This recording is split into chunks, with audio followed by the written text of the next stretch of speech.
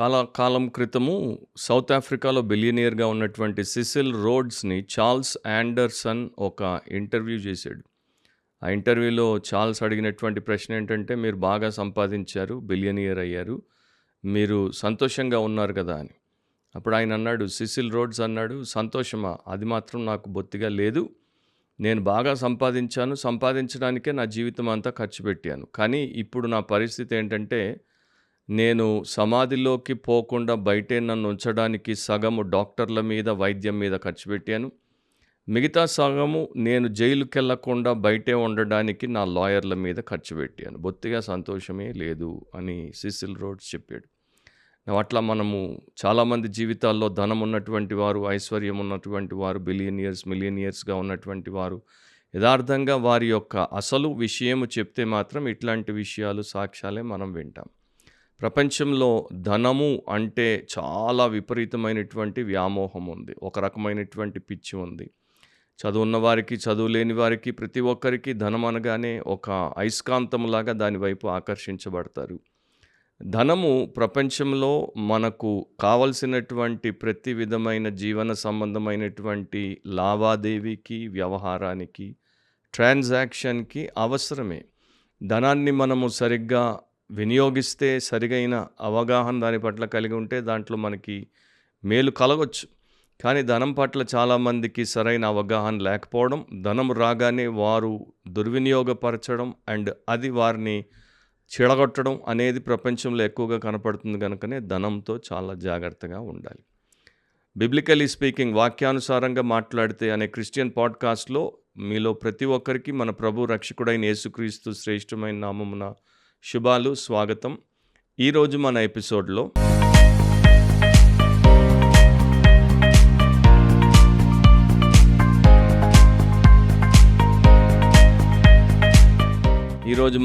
ఎపిసోడ్లో మన టాపిక్ ఏంటంటే money, pride, passion and perception. Money, pride, passion and perception. ధన, మదం, మోహం అండ్ మిథ్యం. ధన, మదం, మోహం అండ్ మిథ్యం. సో మొదటిది ప్రైడ్ ఆఫ్ మనీ, ధన మదం అనేది దేవుడి వాక్యంలో మనం చూసినప్పుడు ద్వితీయోపదేశకాండం 32వ అధ్యాయం 15వ వచనంలో, డ్యూట్రానమీ 32:15లో ఇట్లా రాయబడి ఉంది, యెషూరూను క్రొవ్వినవాడై కాలు జాడించెను. నీవు క్రొవ్వి బలసి మందుడవైతివి. వాడు తన్ను పుట్టించిన దేవుని విడిచెను, తన రక్షణ శైలమును తృణీకరించెను. నా ఇంగ్లీష్లో జెషురూన్ అని, తెలుగులో యెషూరూను అనేటువంటి పదం ఉంది. అది ఇశ్రాయేలుకు సాదృశ్యముగా వాడబడేటువంటి ఒక పేరు. సో దాని యొక్క అర్థం ఏంటంటే ది అప్రైట్ వన్, యథార్థమైన వాడు అని దాని యొక్క అర్థం. సో దేవుడు ప్రేమించినటువంటి వ్యక్తి, దేవుడు రక్షించినటువంటి వ్యక్తి, ఆ దేశం అంతా కూడా దేవుడి యొక్క అనుగ్రహానికి పాత్రులుగా ఉన్నారు కనుక వారు దేవుడి యొక్క కృపలో ఉన్నారు, దేవుడి చేత దీవించబడ్డారు. కాకపోతే అక్కడ దేవాది దేవుడు మోషే ద్వారా మనకు తెలియజేసేటువంటి విషయం ఏంటంటే, యెషూరూనుకి ఇవ్వబడినటువంటి ఐశ్వర్యం అతడిని ఎలా చెడగొట్టింది. అంటే ఇశ్రాయేలీలకు దేవుడిచ్చినటువంటి ఆస్తిపాస్తులు వారిని ఎట్లా చెడగొట్టాయి, వారిని ఎట్లా దారి తప్పించాయి, వారి దేవుడికి వ్యతిరేకంగా ఎట్లా గర్వంతో కాలు జాడించి ఆయనకు వ్యతిరేకతను చూపించిపోయారో మనకు తెలియజేస్తుంది. సో యెషూరూనుకి ప్రాస్పెరిటీ ఎప్పుడైతే పెరిగిందో వెంటనే అతనిలో పర్వర్సిటీ అనేది కూడా పెరిగిపోయింది.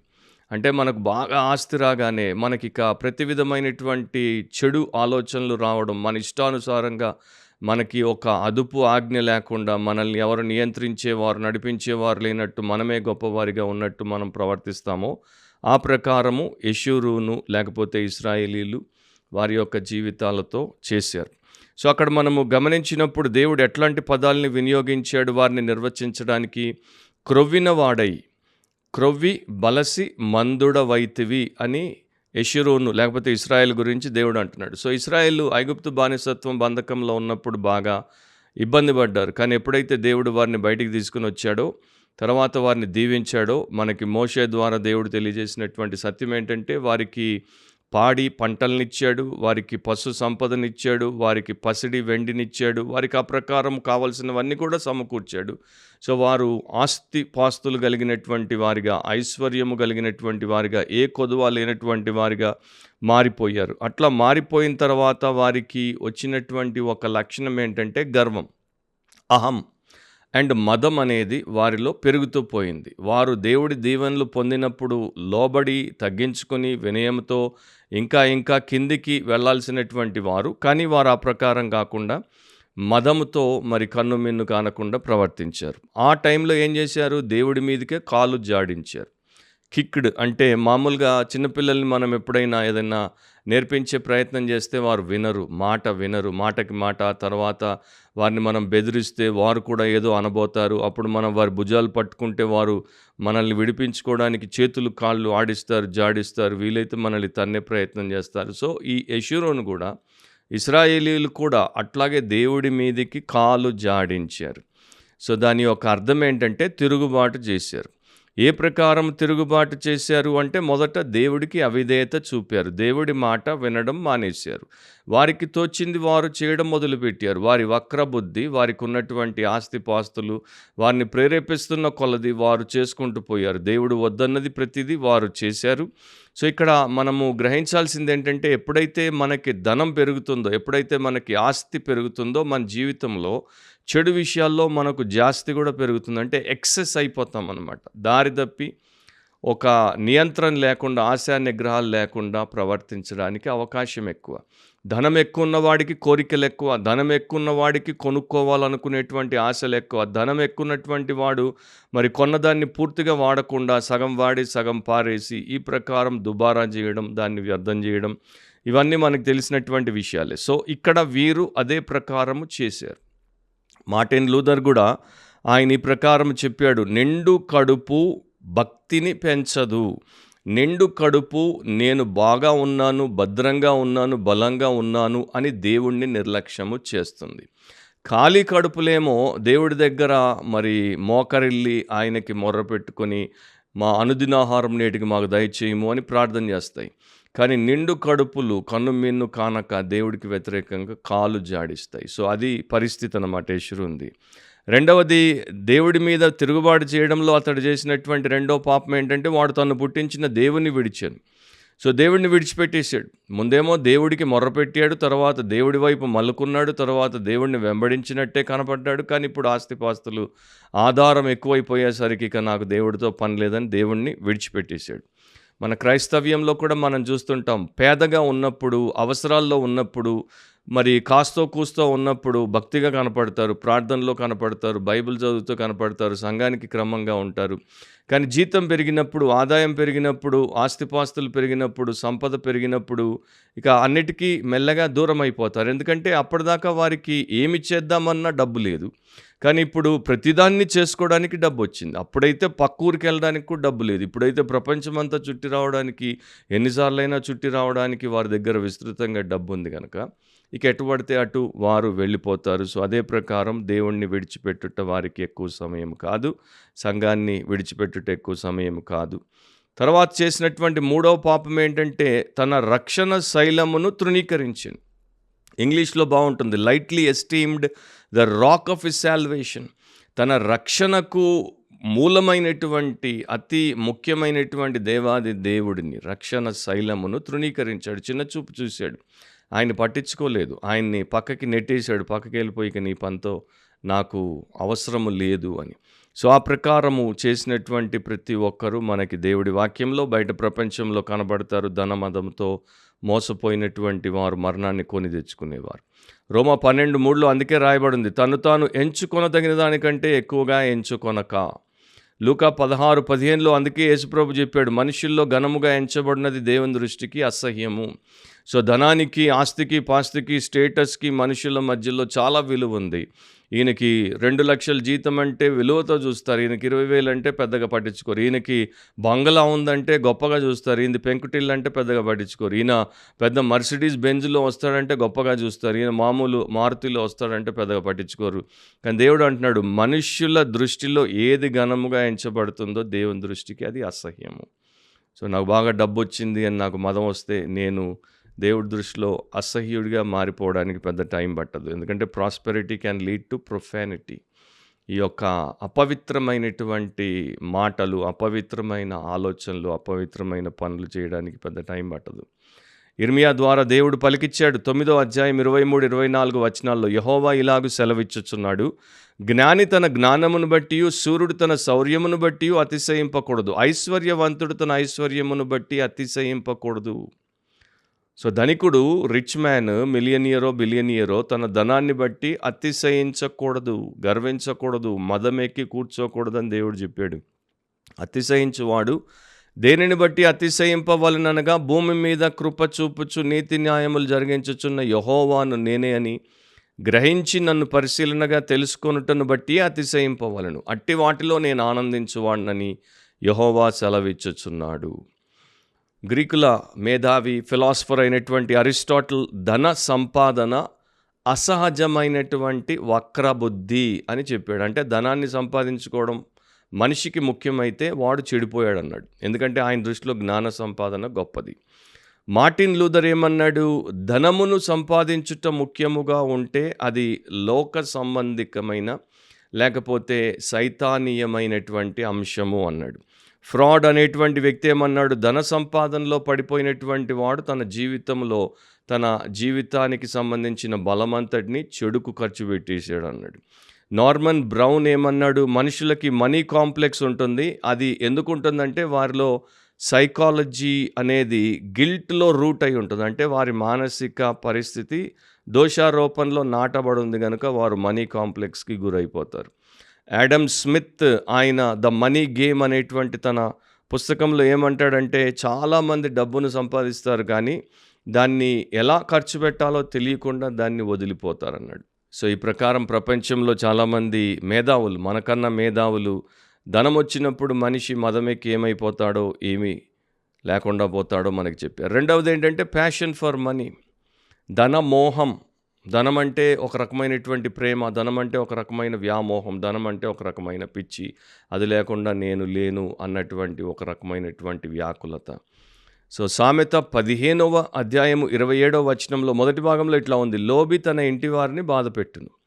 లోబి అంటే దురాశాపరుడు, ఉన్నదానితో తృప్తి చెందని వాడు, ఇంకా లేని దాన్ని కోరుకునేవాడు, పేరాశ కలిగినటువంటి వాడు, కవెటస్ పర్సన్ అన్నమాట.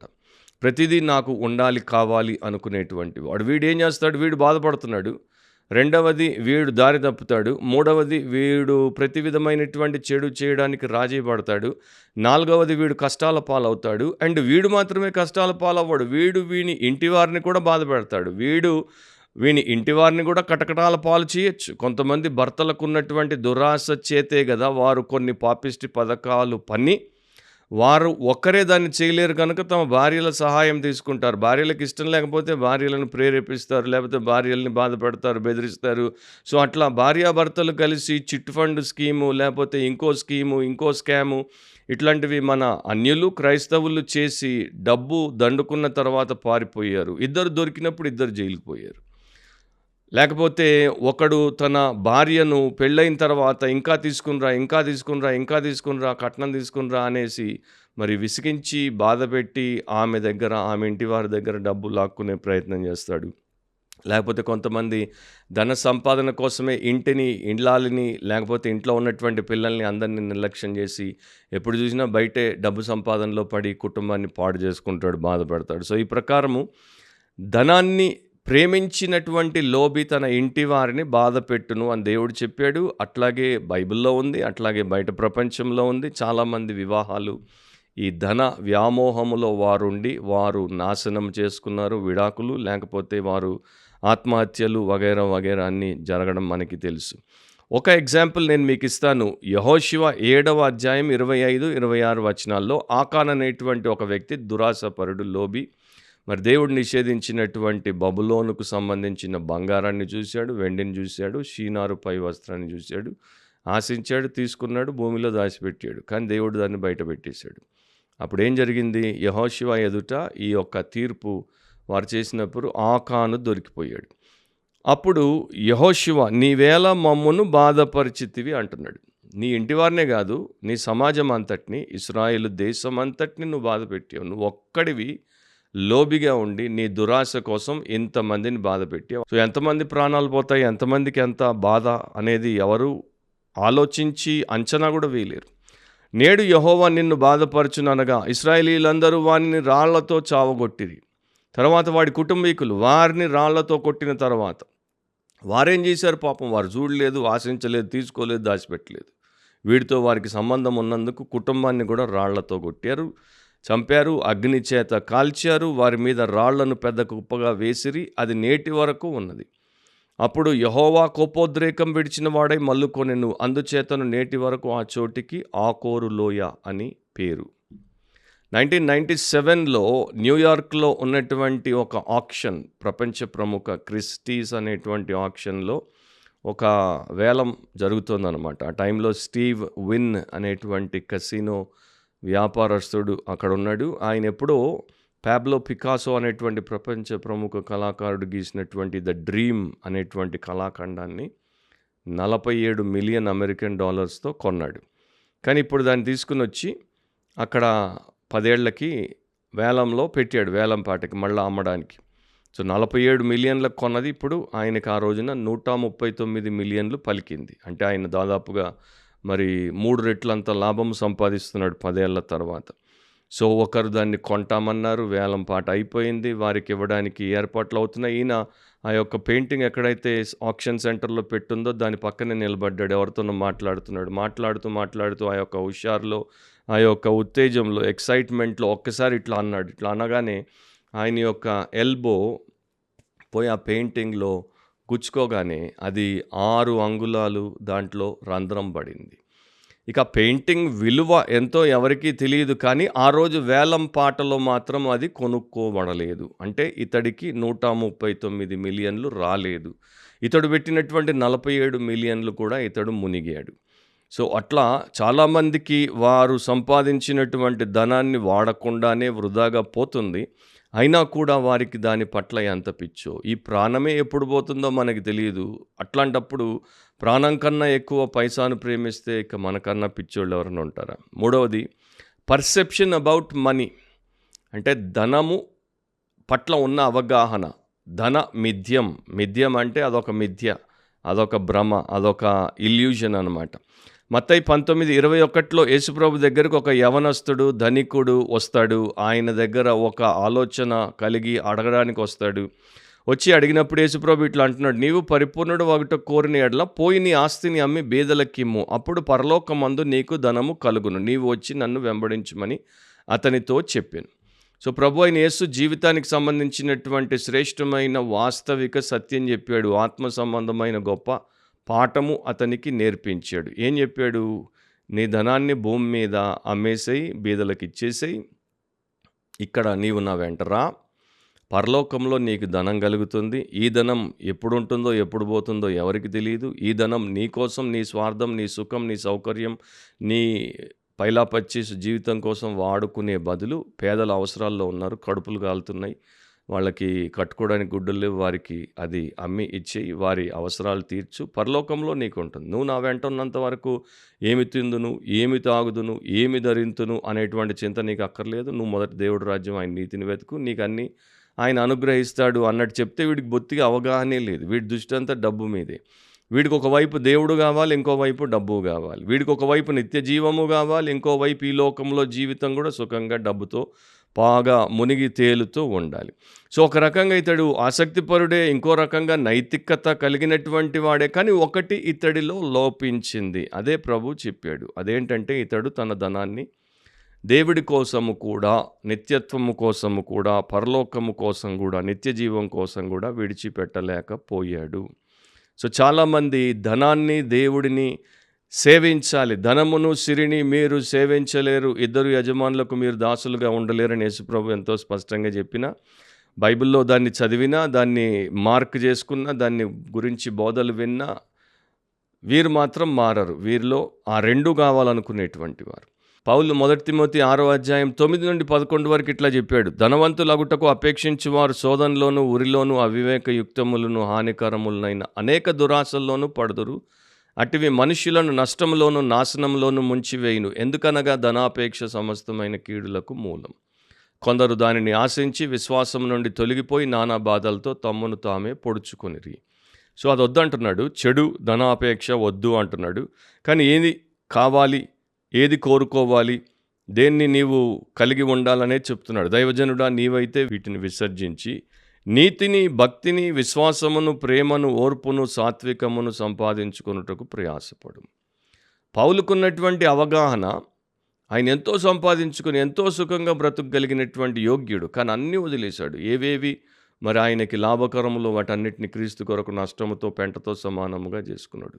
పౌలు చేసిన ఆ గొప్ప తీర్మానాన్ని ఈ యవనస్తుడైన ధనికుడు చేయలేకపోయాడు. కారణం ఏంటంటే పర్సెప్షన్, ఈ యొక్క ఆలోచన, అవగాహన.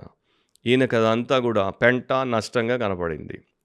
ఈయనకేమో అమ్మో పరలోకం లేకపోయినా పర్వాలేదు కానీ నా పైసా అంతా నేను పేదలకు ఎట్లా ఇచ్చేస్తాను అని బాధపడిపోయాడు.